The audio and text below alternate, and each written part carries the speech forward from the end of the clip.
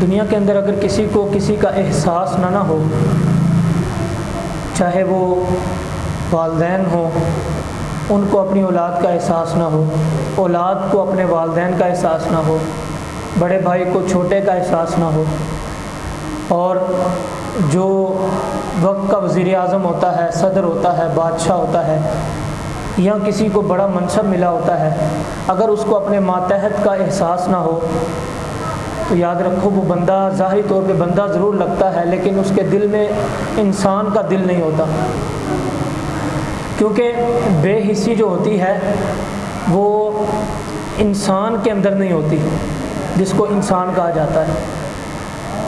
شیخ Saadi شرازی رحمۃ اللہ تعالیٰ علیہ فرماتے ہیں جو بندہ لوگوں کا شکر نہیں ادا کرتا، یعنی لوگوں سے محبت نہیں کرتا، دوسرے لفظوں میں وہ کبھی اللہ کا شکر یا اللہ سے محبت نہیں کر سکتا۔ وہ یہ دعویٰ کرے کہ میں نماز پڑھتا ہوں لیکن باہر جا کر لوگوں سے بدتمیزی کرے، وہ یہ دعویٰ کرے کہ میں تہجد پڑھتا ہوں اور وہ باہر جا کر انسانوں کے دل دکھائے، ان کا خیال نہ کرے، ہمسائے کی غریبی کا خیال نہ کرے، کیونکہ انسان سے پیار ہوگا تو اللہ تبارک و تعالیٰ اس کو اپنی محبت عطا فرمائے گا۔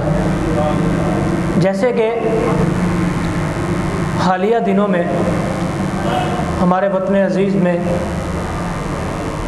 3 صوبوں کے اندر، بلکہ چوتھا صوبہ بھی اس کی لپیٹ میں ہے، سیلاب کی زد میں ہے، اور لاکھوں کی تعداد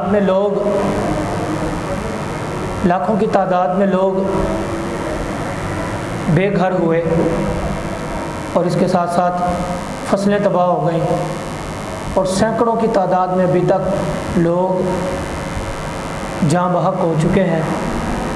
دعا کرتے ہیں اللہ مسلمانوں کو شہادت کا رتبہ عطا فرمائے، جو پریشان ہیں، بے گھر ہیں، اللہ ان کو اپنی رحمت سے گھر عطا فرمائے، مدد فرمائے، مددگار پیدا کرے۔ مسئلہ یہ ہے کہ جو اپنے اوپر نہیں نہ لیتا، جس کو اللہ نے منصب دیا، یا کوئی بھی بندہ ہو، مثال کے طور پہ ہر بندہ جو ہے اس کو اللہ نے کوئی نہ کوئی منصب دیا، کسی کو والد بنا کر اللہ نے منصب دیا، کسی کو بڑا بھائی بنا کر منصب دیا، کسی کو ماں بنا کر منصب دیا، کسی کو شہر کا نگران، شہر کا کوئی بڑا منصب عطا کر کے اللہ پاک نے منصب عطا کیا، کسی کو اللہ تبارک و تعالیٰ نے دیگر مناصب دنیا اور دین کے عطا کیے۔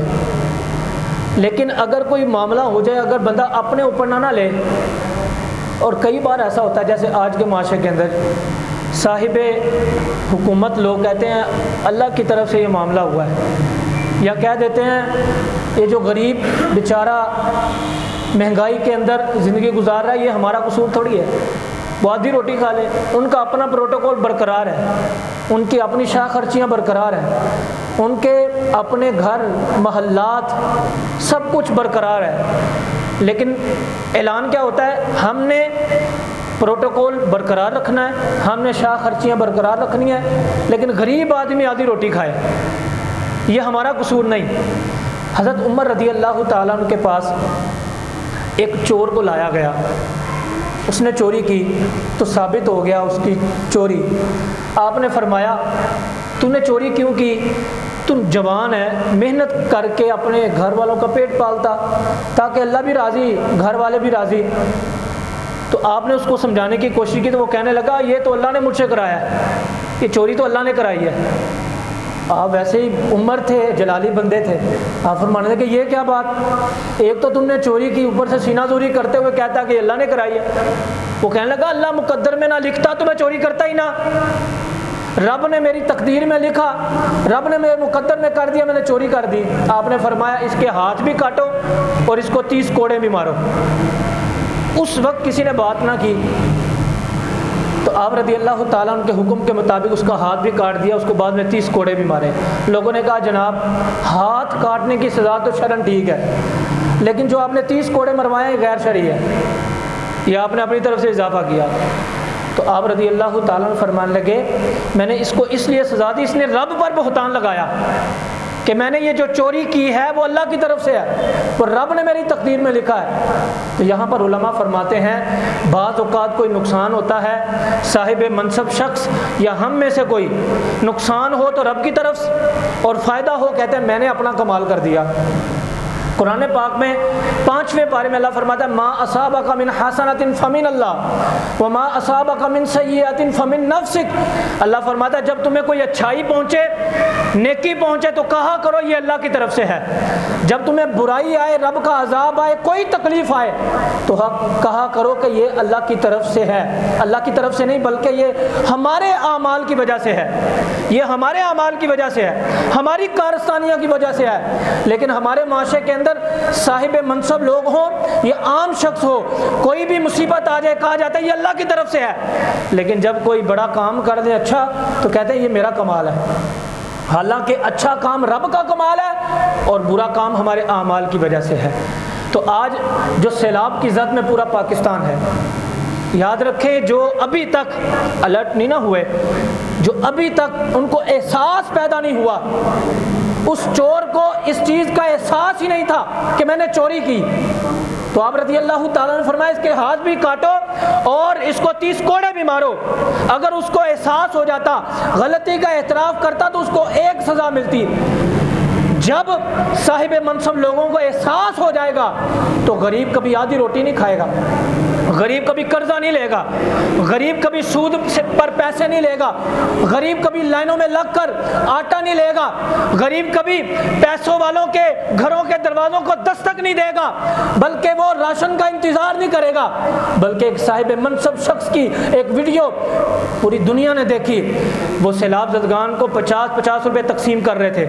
ہم کہتے ہیں اللہ نے تمہیں اربوں روپے عطا کیا، اس سے بہتر تھا تم نہ دیتے، ان کو تم ذلیل کر رہے ہو کہ ان پر ایک آزمائش آئی، تم ان کے لیے ذلت کا باعث بن رہے ہو۔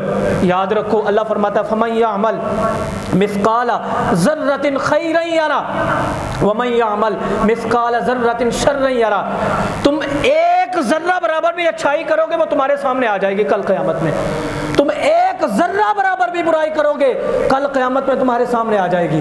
آج ہم چھپ چھپ کر، آج ہم کہتے ہیں نا کوئی مسئلہ نہیں ہے، تھوڑا دے دیں گے، بس دکھا دیں گے لوگوں کو ویڈیو بنا کر، تصویر بنا کر، دیکھیں رب جانتا ہے وہ ذرہ برابر اچھائی بھی تمہارے سامنے لے آئے گا، ذرہ برابر برائی بھی تمہارے سامنے لے آئے گا۔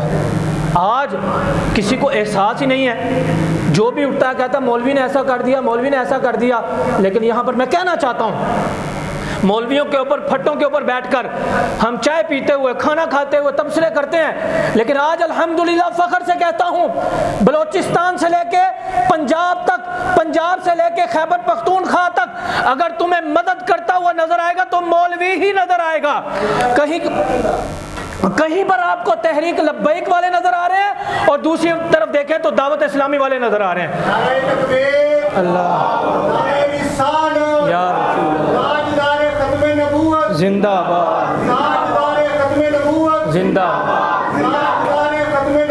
زندہ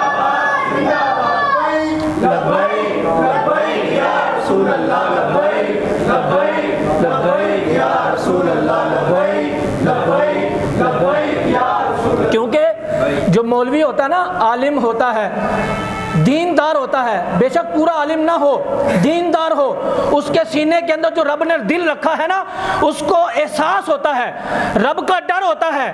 صرف وہ سجدہ کرتے ہوئے روتا نہیں، رکوع کرتے ہوئے سبحان ربی العظیم پڑھتا نہیں، بعد میں دعا مانگتا ہوا روتا نہیں، وہ تہجد کی نماز میں اٹھ کر روتا نہیں، بلکہ اس کے ساتھ ساتھ وہ غریبوں کا خیال کر کے من ذا الذی یقرض اللہ قرضا حسنا فیضاعفہ لہ اضعافا کثیرہ کا مصداق بن کر بھی رب کی بارگاہ میں دعا کرتا ہے، مولا میں نے سجدے کر کے بھی تجھے راضی کرنے کی کوشش کی، مولا میں غریبوں کی مدد کر کے بھی تجھے راضی کرنے کی کوشش کرتا ہوں۔ تو اس لیے آج احساس اگر نظر آ رہا ہے تو دینداروں کو نظر آ رہا ہے الحمدللہ۔ تو یہاں پر جو آج کا موضوع رکھنے کا مقصد یہ ہے کہ یہ دینداروں کو احساس کیسے آیا؟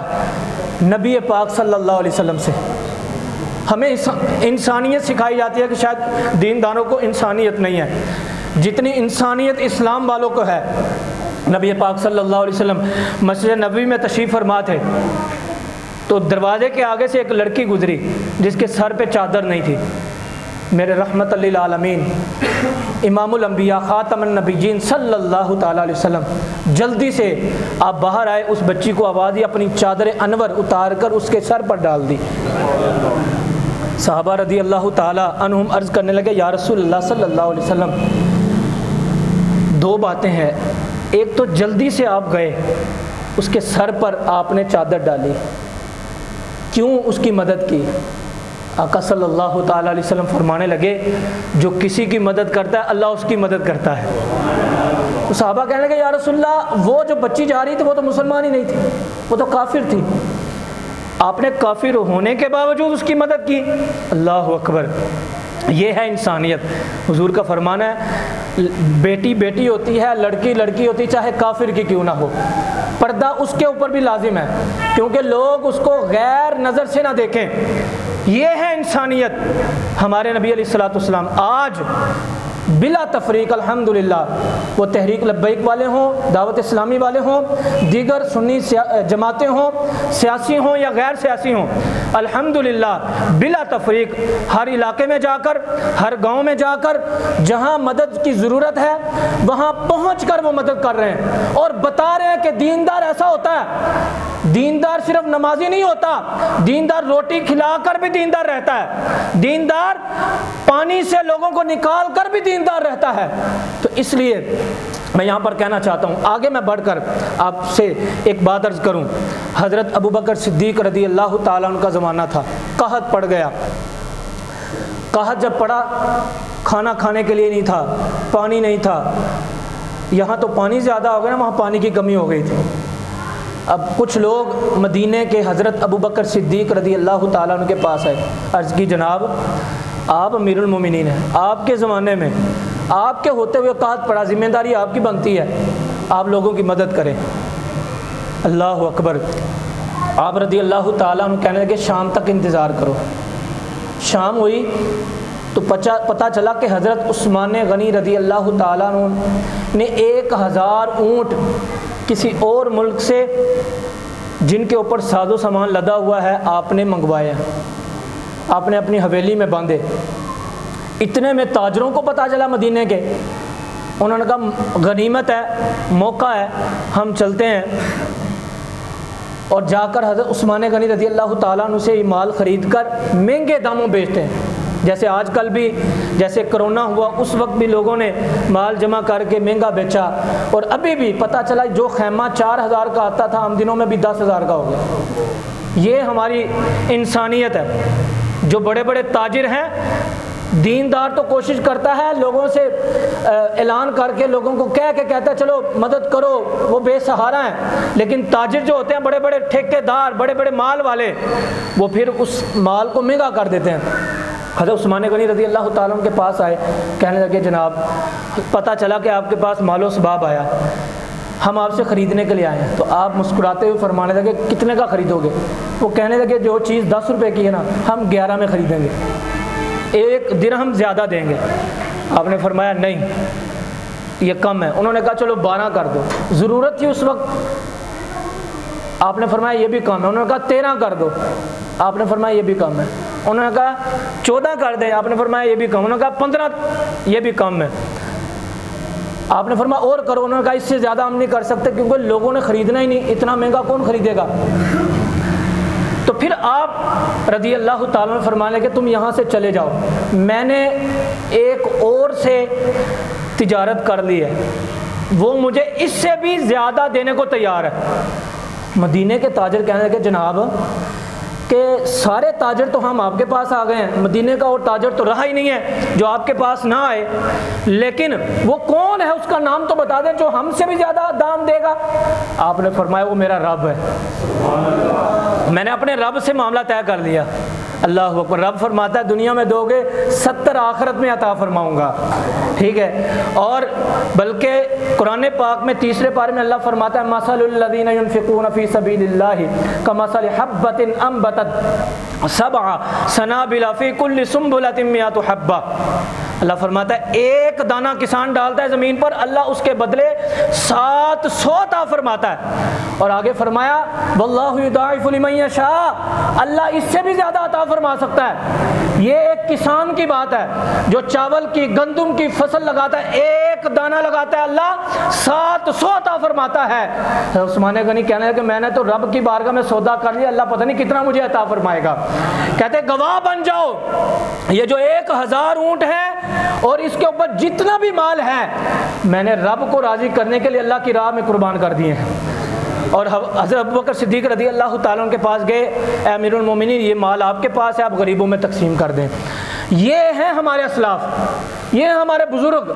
لیکن آج اسٹاک کرنے کی باتیں ہوتی ہیں، یار یہ کوئی ماضی کی بات ہے، کوئی زیادہ دن نہیں گزرے، اسٹیڈیم میں میچ ہو رہا تھا، بارش آ گئی تو ہیلی کاپٹر منگوائے گئے، اس ہیلی کاپٹر سے اس زمین کو جو نا سکھایا گیا، لیکن وہ زمین تھی، وہ خیبر پختونخوا کا علاقہ جہاں پر 5 لوگ ایک دریا میں پھنس گئے۔ 4 سے 5 گھنٹے لوگوں نے کوشش کی رسیاں ڈال کر مدد کرنے کی، لیکن کوئی فریاد کو نہ پہنچا، کسی کو ترس نہ آیا۔ یہ آ گیا کہ ہم نے پوری دنیا کو دکھانا کہ میچ ہونا چاہیے، پتہ چلے کہ پاکستان میں میچ ہوا، چاہے مسجدیں بند کر کے ہوں، راستے بند کر کے ہوں۔ لیکن وہاں پر انسانیت مر گئی، وہاں پر وہ 5-6 گھنٹے سسکتے رہے کہ ہماری کوئی فریاد کو آ جائے، لیکن کوئی فریاد کو نہ پہنچا، کوئی ذمہ داری لینے کو تیار نہیں، کوئی احساس کرنے کو تیار نہیں، کیونکہ ان کو احساس ہی نہیں۔ وہ انسانیت کو اپنے پاؤں کے نیچے روز ڈالتے ہیں۔ وہ جب انسانوں سے، ہم لوگوں سے ہاتھ ملاتے ہیں تو بعد میں جا کر ڈٹول سے دھوتے ہیں کہ ہم نے غریب سے ہاتھ ملایا ہے۔ ان کے ذہنوں میں انسانیت کی یہ قدر ہے۔ اگر انسانیت کی قدر جانتا ہے تو آپ لوگ جانتے ہیں، انسانیت کی قدر جانتا ہے تو امام مسجد جانتا ہے، انسانیت کی قدر جانتے ہیں تو اس وقت نظر آ رہے تحریک لبیک والے یا دعوت اسلامی والے نظر آ رہے ہیں آپ کو۔ لیکن عجیب بات ہے، عجیب تماشا ہے، ہم تو یہی کہتے ہیں خاصہ خاصان رسول، وقت دعا ہے، امت پہ تیری آ کے عجب وقت پڑا ہے، جو دین بڑی شان سے نکلا تھا وطن سے، پردیس میں وہ آج غریب الغربا ہے۔ فریاد ہے اے کشتی امت کے نگہباں، فریاد ہے اے کشتی امت کے نگہباں، بیڑا یہ تباہی کے قریب آن لگا ہے۔ جو کچھ ہے وہ سب اپنے ہی ہاتھوں کے ہیں کرتوت، جو کچھ ہے وہ سب اپنے ہی ہاتھوں کے ہیں کرتوت، سچ ہے کہ برے کام کا انجام برا ہے۔ یہاں پر ہمارے اعمال کی کارستانی ہے، ہمارے اعمال کی وجہ سے ہے، لیکن ذمہ داروں کو ذمہ داری کا احساس ہونا چاہیے۔ وہ ذمہ دار میں بھی ہوں، آپ بھی ہیں، اور با اثر لوگ بھی ہیں، اور وہ زیادہ اس چیز کی ذمہ داری لیں۔ تو یہاں پر احساس کی بات ہے۔ یاد بتائیں وہ ماں اپنے بیٹے کو صبح و شام چومنا چاہتی ہوگی، لیکن بیٹے کی لاش نہر میں تیرتی ہوئی نظر آ رہی ہے۔ ماں نے جب دیکھا ہوگا تو اس کی آنکھوں سے آنسو نہیں بلکہ خون بہا ہوگا۔ وہ باپ جو اپنے بیٹے کو پڑھا لکھا دیکھنا چاہتا ہے، وہ باپ جو اپنے بیٹے کو محنتی دیکھنا چاہتا ہے، وہ باپ جو اپنے بیٹے کو مستقبل کا اپنا اعلیٰ کار دیکھنا چاہتا ہے، میرا بیٹا کمائے گا تو میں اس کے ماتحت رہ کے کھاؤں گا، خوش ہوں گا میرا بیٹا کماتا ہے۔ لیکن اس باپ کے سامنے 2-2 3-3 بچے اگر نہر میں دریا میں تیرتے ہوئے جا رہے ہوں گے اور ان کا انتقال ہو گیا ہوگا تو ان کے ذہن میں کیا خیال پیدا ہوگا؟ ایک بار درود پاک پڑھ لیں، الصلاۃ والسلام علیک یا رسول اللہ وعلی آلک واصحابک یا حبیب اللہ، الصلاۃ والسلام علیک یا نبی اللہ وعلی آلک واصحابک یا نبی اللہ۔